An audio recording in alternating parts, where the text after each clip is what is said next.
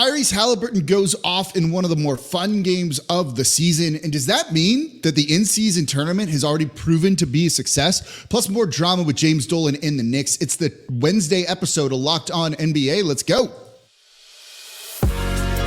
You are Locked On NBA, your daily NBA podcast. Part of the Locked On Podcast Network, your team every day.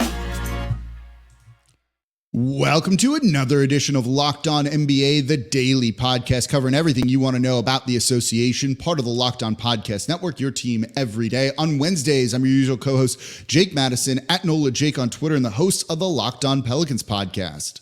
I'm Tony East, host of Locked On Pacers. Great time to be here. Pacers, the darlings of the league tonight, Jake. This could not have worked out any better. I don't even have to talk for this first segment pretty much. It's going to be all you right now. So I hope you're prepared for that.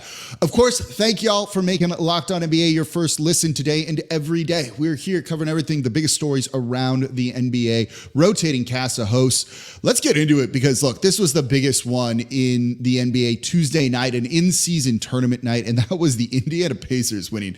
Get this, 157-152 over the Atlanta Hawks. Tyrese Haliburton with just a ridiculous stat line, 37 points, 16 assists, 5 rebounds. He was 9 of 15 from 3. You watched the game, Tony. You're the Locked On Pacers host here. Put this in context for us. All right, you missed a few important things. 157-152, no overtime. 11th highest scoring, no OT game in the NBA ever.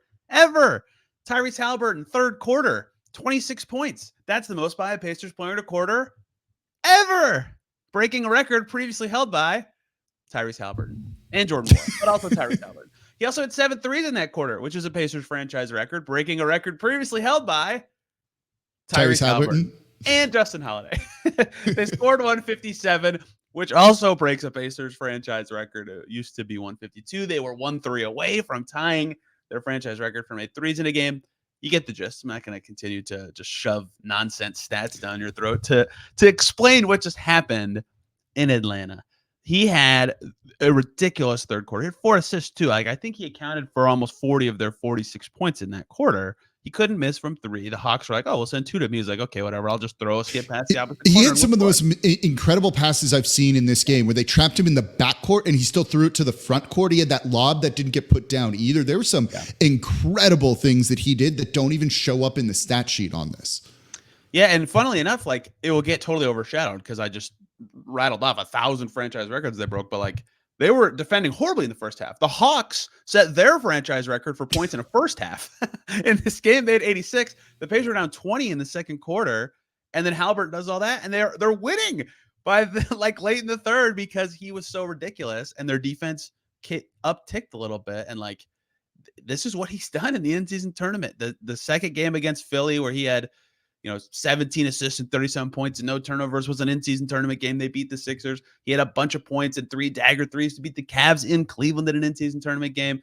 So maybe it's the courts, maybe it's just who he is, maybe it's the tournament. We'll talk about his quote about the tournament in a second, but he's been awesome in these games. And I didn't even get to another crazy thing about this game. Let's hear it. Another historic moment from Pacers Hawks, 309 combined points. The Pacers became the first team ever to clinch an in-season tournament group.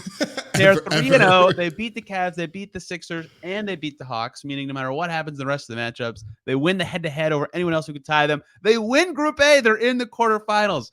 Watch out. Here come the Pacers, apparently. They're rolling.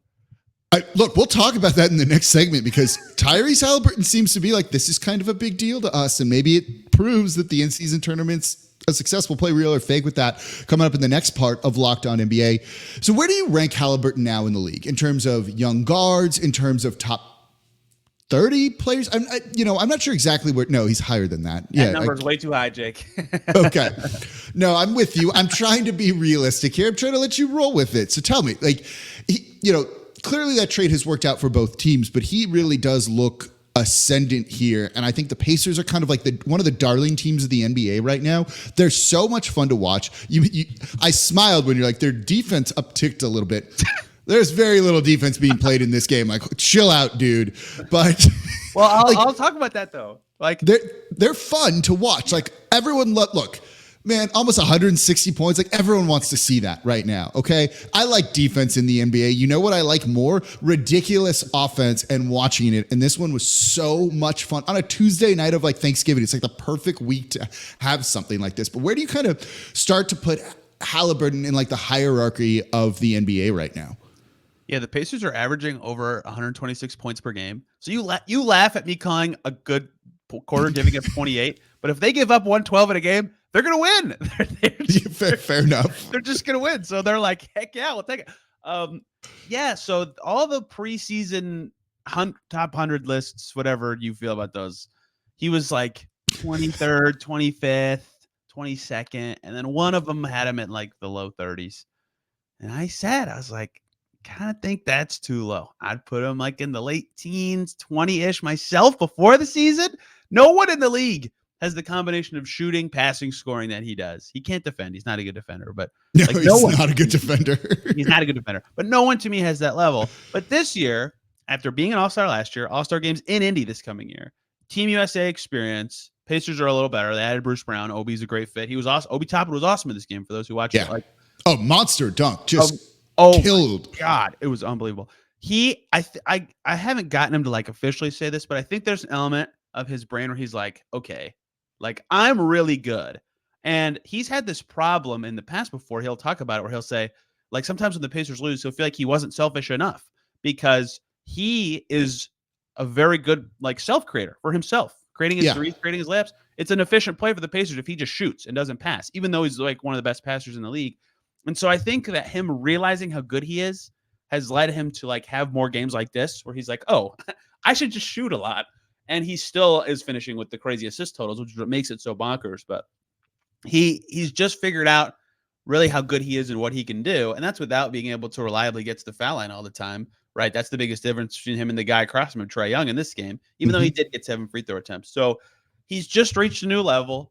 Offensively, you could argue he's been one of the 3 best offensive players in the league this year. I mean, not to stomp on the team I cover, but like I hate when people say, oh, Haliburton should be in the MVP conversation. I say no, because the conversation is just, has he been better than Jokic? And the answer is no. But has he been a top 5, 10 player in the league this year? I say, yeah, I think so. I mean, he is just that level of guy on offense right now. Do you think he'll be in the MVP conversation in subsequent years if the team gets better? Yes. If the team gets better, I think he can be that good. I used to not think he would get that high. I thought he could get to like 10th-ish, but now I think he can because the low-hanging fruit is getting to the foul line, and the high-hanging fruit is if he becomes an average defender, all of a sudden it's like, oh, man, this dude is like unbelievably game-changing, can do everything for the Pacers. And you've already seen the chatter, at least I have, among a couple national guys who are like, maybe he can be the best guy on a title team. Like he's played like that level so far this season. He totally did in this game, right? The Hawks are pretty good. Pacers going to their house, whatever. We'll just hang 160 on you. No problem. I mean, that Hawks defense is not good, and it's Trae Young defending him too, which adds, I think, a little bit into this as well. But it's also still like you still got to do it, even if you're going up against bad defense and bad defender. Like 37-16 is pretty ridiculous, along with 9 made threes, right? Like you might not make 9 of 16 in like well, they probably all make them in an empty gym, but you get what I'm trying to say here by all of that. Let me ask you this: mini, real, or fake? Or just answer the question. I phrased this poorly here. Can the Pacers crack the top 4 in the West?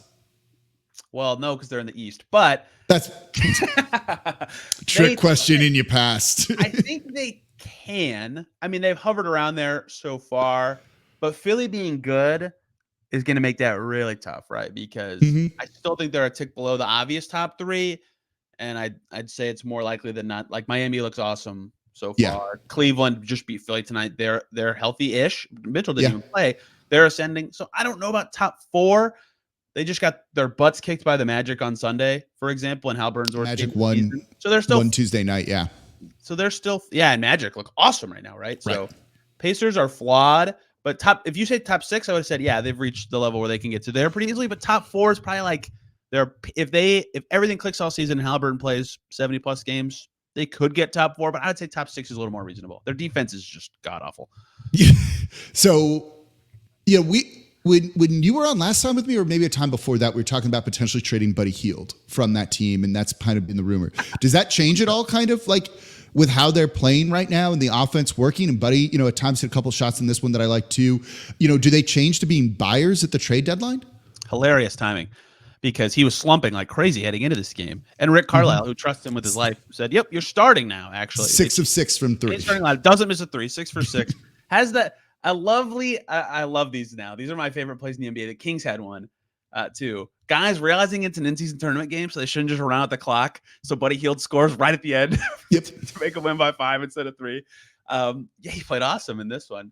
Yeah, it's all going to depend on their record, right? Like you said, if they're in that top 6-4 range, the value of Buddy Hield potentially pushing you to the postseason is probably more valuable for them long term for what it means for their young guys, more than what they could get for him at that point, which is valuable in itself. But if they're a 500 team, or if Haliburton misses 15 games like last year, and they're suffering to get wins without him, then they still have to think about it. That's what young teams do who are thinking long term, which they are, but. It'll all depend what their record is come February. I mean, they've already shown it. They beat Milwaukee. They beat Cleveland twice. They beat Atlanta now. They've beaten Philly. They can beat a lot of good teams. If they can continue to do that, they might just hold on to him. He's been playing very well. And they're in the quarterfinals of the in-season tournament. Does sound like it motivated Tyrese Haliburton. Let's talk about that. Is the in-season tournament already a success? We're playing Real or Fake coming up here next in today's episode of Locked On NBA. Right now, though, I'm here to talk to you about eBay Motors. Our partners at eBay Motors have teamed up with Locked On Fantasy Basketball host Josh Lloyd to bring you some of the best fantasy picks each week, all season long. Whether you're prepping for a daily draft or scouting the waiver wire, every week we're going to provide you players that are guaranteed to fit your roster. So let's see who Josh has picked out for us this week on eBay's Guaranteed Fit Fantasy Picks of the Week. You've got Kyle Anderson with Jaden McDaniels out for a week. Anderson should see a boost in his production to help fantasy managers. You've got Eric Gordon, who's starting with the Bradley Beal injury out there. He's been putting up solid enough fantasy numbers. And then there's also Alex Caruso inserted into the lineup. Caruso is an appealing fantasy option until he inevitably gets hurt. So Josh Lloyd from Locked On Fantasy Basketball, the GOAT right there, is going to help you win your fantasy championship. And eBay Motors knows a championship team is about each player being a perfect fit. Same with your vehicle. I work on all my cars. I'm restoring an old 1976 Corvette right now. The worst feeling is when it's not running because I ordered a part, it doesn't fit. Now I got to order another part. I eliminated all of that hassle by ordering from eBay Motors. With over 122 million parts for your vehicle, you can make sure your ride stays running smoothly. Brake kits, LED headlights, roof racks, bumpers, whatever it needs, they have it. You want to make it run better, faster, look cooler, sound louder? You can do it. And with eBay's Guaranteed Fit, it's guaranteed to fit your ride the first time, every time, or your money back. And at these prices, you're burning rubber, not cash. So keep your vehicle running over at ebaymotors.com. eBay Guaranteed Fit only available to U.S. customers. Eligible items only. Exclusions apply.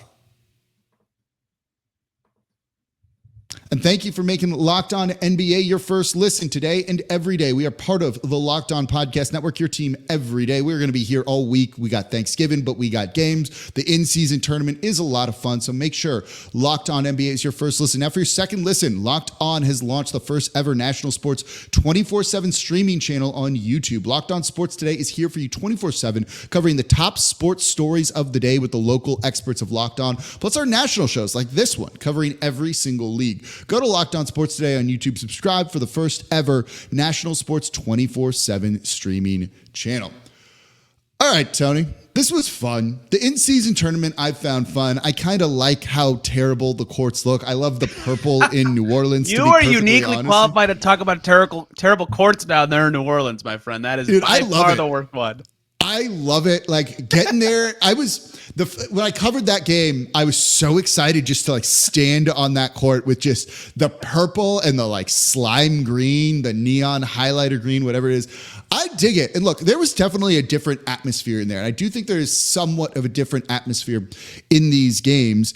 And, someone who agrees with me is Tyrese Haliburton. And he even said it. Here's the quote here that he gave to ESPN. The in-season tournament is probably the first time that I'm really competing to win a championship on the NBA level. I've never made the playoffs or anything, so right here it gives me the chance to be able to do that, and that's exciting for me. There's definitely some more juice to those games, and it's exciting. It's an exciting time for the league. And, I think we're all trying to push the in-season tournament to be a bigger thing because everyone wants there to be some meaning to it. Okay, perfect.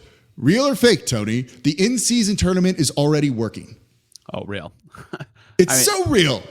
So I think the reason the answer is real is like it sounded so gimmicky at first, right? Everybody was worried it would feel like fake, inauthentic hype.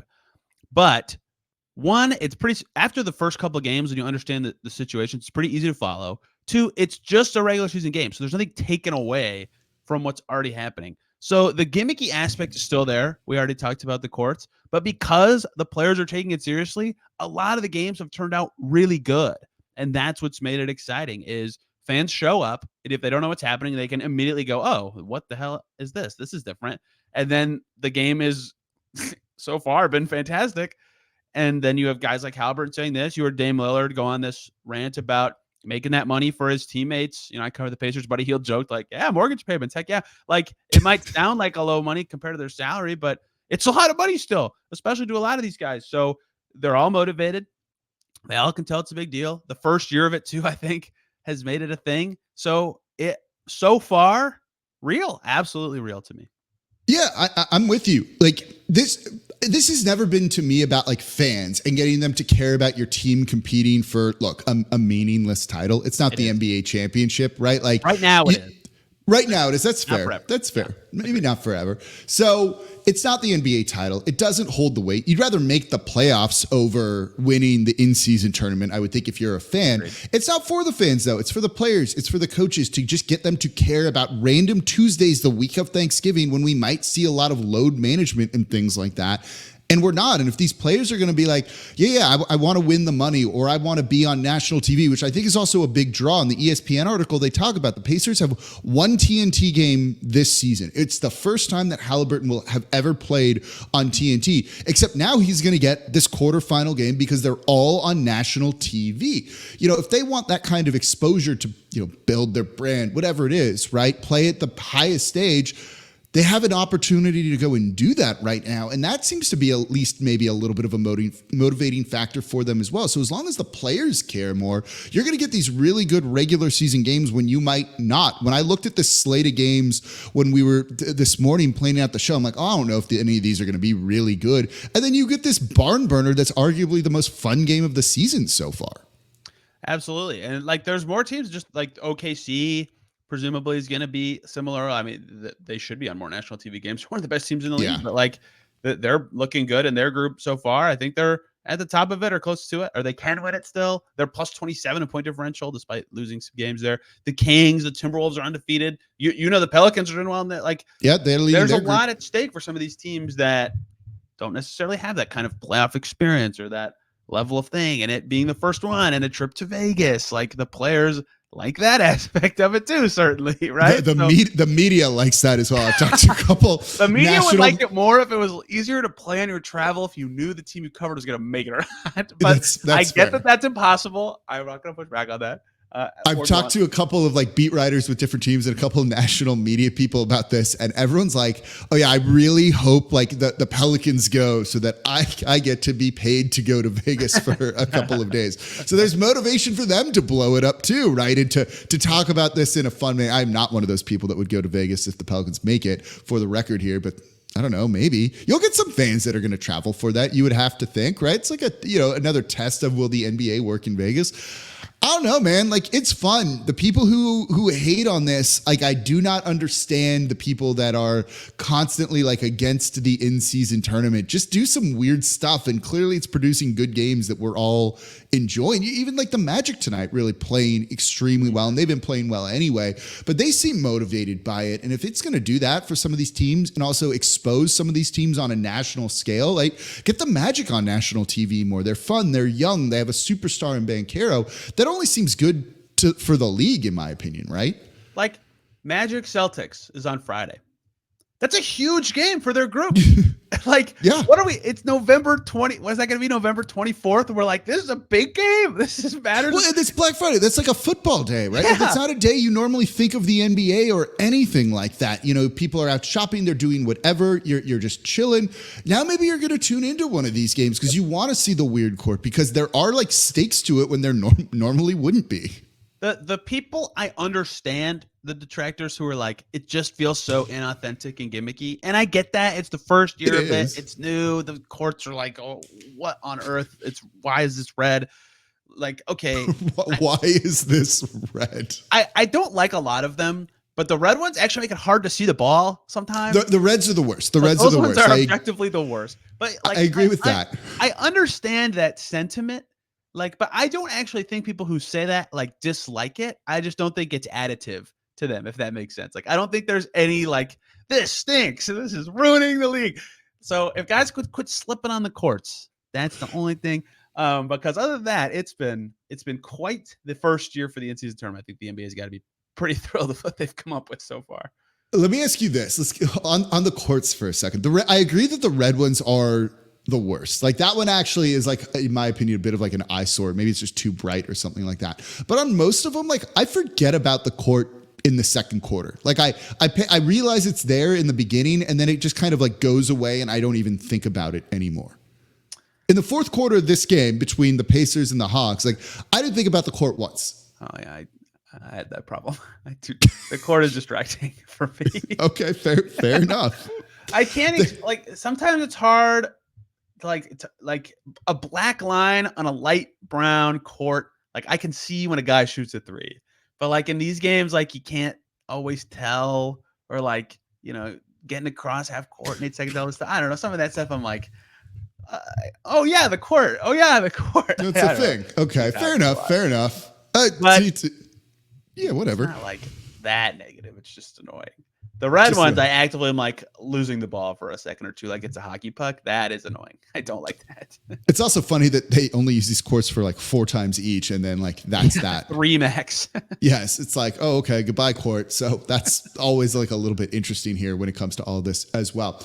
All right, there you go. Let us know in the comments down below. Real or fake? The in-season tournament is working, has been a success. We both say real. I figured it was going to be like that. I'm glad we're getting that proven right.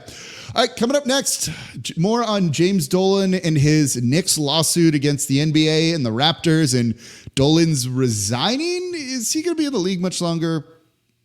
We'll talk about it. That's coming up here next in today's episode of Locked On NBA.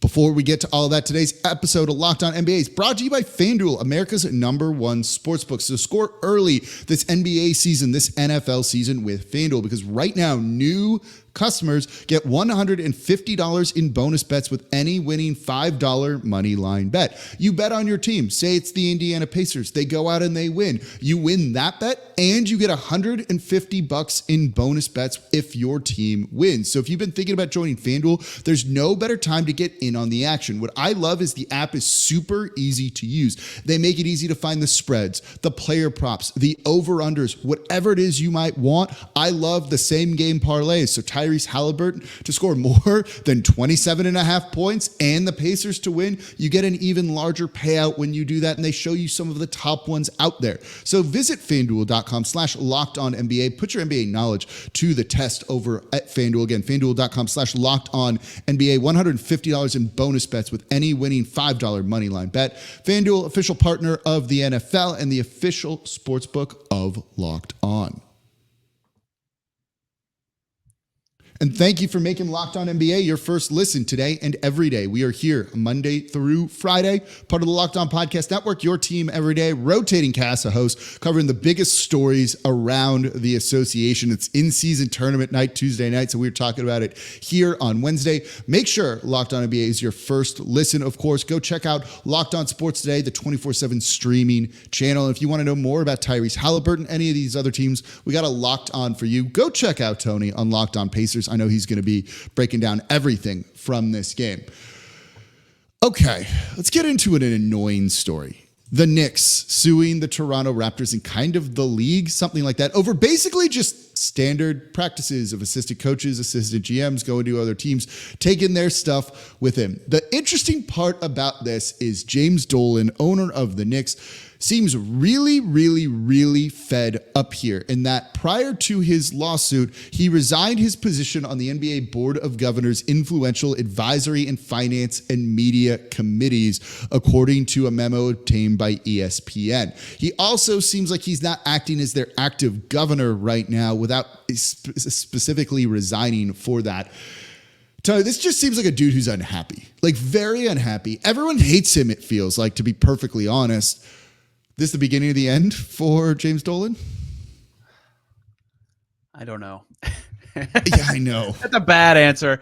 It seems like it's the right answer. So it's tough because it seems from reading what Woj had to say today that he doesn't seem to trust Adam Silver, or that Adam Silver has. Oh yeah, that's like the big one. Yeah, and that's like partially, not actually, but like part of Adam Silver's job is like he represents the 30 owners, right, on behalf of the NBA, and like that's the commissioner's job, and like that trust falling is not good in theory, but it sounds like, you can read in this piece where it talks about stuff that Dolan has voted on in the past, and he did not vote on WNBA expansion, and he did not vote on the sale of the Hornets, and everything else was unanimous. So if you wanted to say that it's something Adam Silver's doing, well, no. The other 29 owners seem to think that he's got their back, or at least he's on their side enough and doing things that make sense for them and is expanding the league. So I think that's part of what's going on here. And like the interesting part to me, if I wanted to answer your question either direction, I would lean yes, just because of the sentence here that someone else on the Knicks general counsel, Jamal Hassan, I'm probably saying that name wrong, I'm reading it from an article and I don't know who this person is now representing the Knicks in Board of Governors meetings, right? And like that's a significant change, right? It's a new person doing a very important thing for the league and representing one of the marquee franchises of the league. So I don't know. Dolan has lots of money even beyond the Knicks, and he loves his band stuff and has lots of other interests, and now is involved in Vegas with the Sphere. So maybe he's willing to turn to his other interests, but owning the Knicks also seems like a pretty profitable endeavor. I am just, again, guessing on a lot of these things, but just given the way this reads and the importance of the stuff that he is involved or now not involved in, it seems like maybe he is considering ducking out of this. Yeah, I wonder if maybe he just still owns the team, but kind of like goes away and leaves like more of the day-to-day to others. Like he sounds unhappy, right? Based off everything that you're hearing get leaked in this article here, where one of the quotes is, "My hope is that the Knicks will be treated equally and fairly as all other NBA teams do," right? Like that doesn't sound great. It also sounds like he's been complaining, according to this, about the revenue sharing. Like there doesn't seem like there's a whole lot he likes about the way this league operates right now. And if that's the case, like why own it? I guess probably because it's profitable and you make a ton of money on it. So why not? There's only 30 NBA teams. And you own the broadcast partner for the you also there's own. also that. There's also that. A lot of things there. It's just, there's no way he's going to go away. Like, no, he's not going to sell the Knicks, is he? Like, that would be kind of insane. But like, I wonder if we just don't really hear about or from him anymore. And he's just like, whatever, this is my thing, but everyone else runs it. And I'll just make the money off of all of that. But like look, they haven't been good. They're okay, I guess, but they're not winning titles. They're not going on deep playoff runs. They haven't been for a while. Maybe this is for the best for the Knicks. Like I'm curious what Knicks fans think on this sort of thing here. I would be curious about how the dynamics change for the team, right? One of the quotes from this is from Dolan, apparently saying the league neither needs nor wants his opinion, which seems like he disagrees with the direction of the league in that case, right? Or at least the opinions of what the league needs. Something significant there. And it doesn't trust Adam Silver to be a part of this lawsuit, which is very confusing to me. Like, is this, if it's actually Synergy based, like before we stop recording, I could log into Synergy, Jake, right now. Like what, it's hard for me to know exactly what happened here to say anything for sure. If you broke Knicks rules, yes, that is against their team policy. That deserves punishment. I don't know if it needs to be a $10 million case in the court of law, but I don't know all the details. I can only read what's out there, but if it all just is weird and unique to the Knicks, which I get that is probably because of him in some way. So I guess I understand him thinking it's like Knicks against the world to an extent, but I don't think it seems like, at least, anyone else in the league feels that way. No, the line at the end of this ESPN article is, quote, "The Knicks lawsuit is largely based on a fairly customary practice among coaches and development staff who changed jobs, bringing with them files and notes on different programs they implemented as part of previous teams." Fairly customary practice is just like a brutal line to throw in there and pretty funny.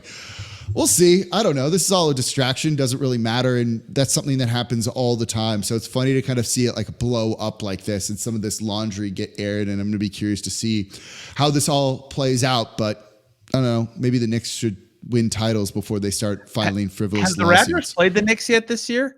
Is that going to be like a randomly hype game? What are they in the same in-season tournament group? That would be kind of funny too. The Raptors That have would be great. all this information about the Knicks, apparently, right? Heaven forbid they play each other. They have not played each other yet. When do we get it's coming December 11th in New York. Ooh, drama. I can't wait. Can't wait. What day of the week is that? December 11th. Let's see here. I think that might be. No, one day off of this show. Oh, only would have had a whole show based around that. Not at all. All right, that's going to do it for this episode of Locked On NBA, part of the Locked On Podcast Network, your team every day. As always, I'm your host, Jake Madison, at Nola Jake on Twitter, and the host of the Locked On Pelicans podcast. Tony East, host of Locked On Pacers on Twitter at Tony R. East. And Locked On Pacers is on there at Locked On Pacers too. If you want to find our shows, Locked On Pels exists too as a feed. It's super easy to find what you need from your team every day. That's going to do it for us. Nick Angstad, Pat the Designer, coming up with y'all tomorrow to cover more. It's going to be a lot of fun. Enjoy Thanksgiving. See y'all next week. As soon as I find the outro here. There we go. Bye, everybody.